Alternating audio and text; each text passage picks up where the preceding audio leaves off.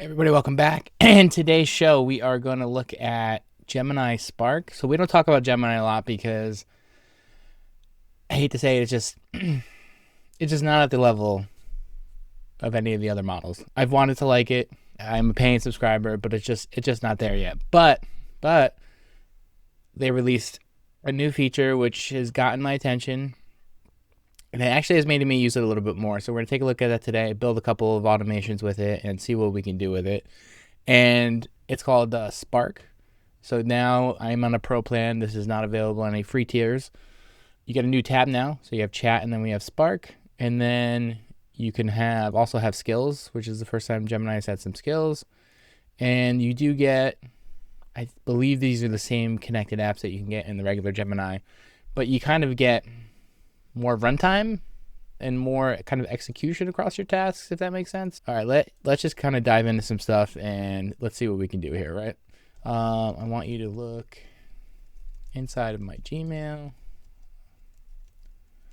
for the AI newsletter label and give me a summary of what was in there from the last week.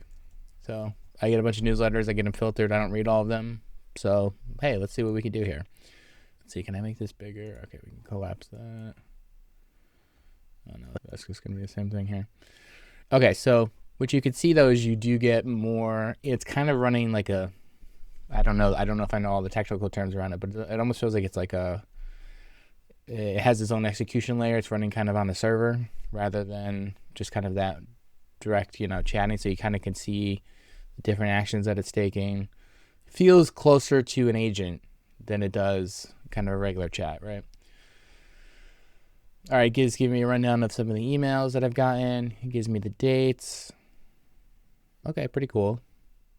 So now, let's see, can you give me some links to the email so I can click to read more? So, right, it's doing its search. All right, so while that's going off, let's start preparing our next task here. I want you to go to the Doctor of Credit website. Sorry, these take a long time. All right, so before, I was getting a little ahead of myself, but now it's back. So now I can get direct access to these emails. So let's click on to August 5th. Okay, that's today. Let's see.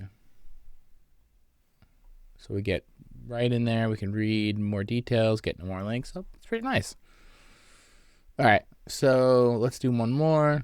I want you to go to the Doctor of Credit website, and I want you to make a spreadsheet of any offers that you think might work for me. I want brokerage and bank bonuses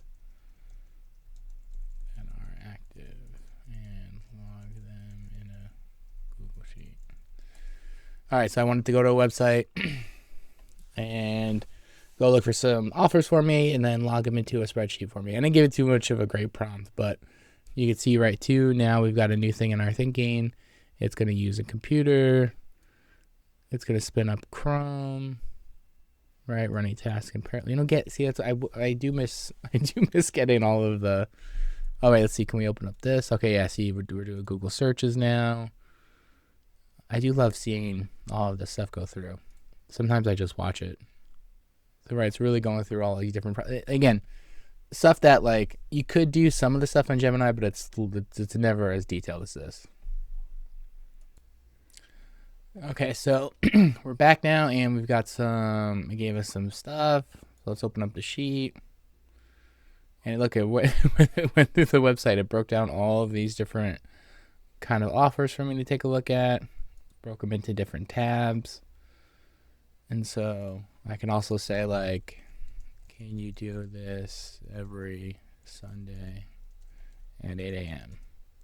So one of the cool things about this is with these bigger, bulker tasks, you can run them over longer time frames, and we can start getting some scheduling going. And let's see here. Oh, here we go. So we can kind of keep that Google Sheet updated, which is really cool.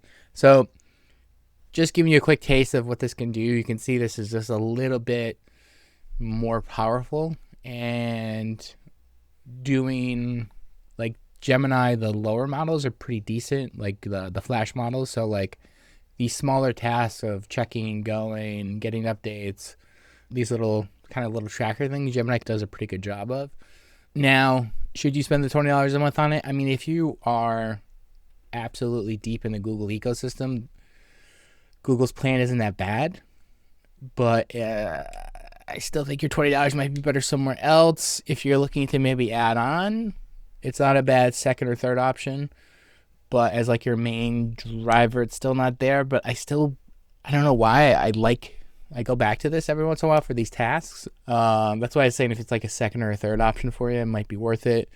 But it's probably the best update I think Google's put out into Gemini in a long time. So I think if they can do this really, really well and expand those connected apps, then this could be something that is recommended part of your workflow.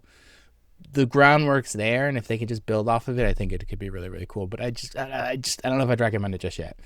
So just want to give you guys a quick hit. Thanks for stopping by. We'll see everybody next time. Thank you.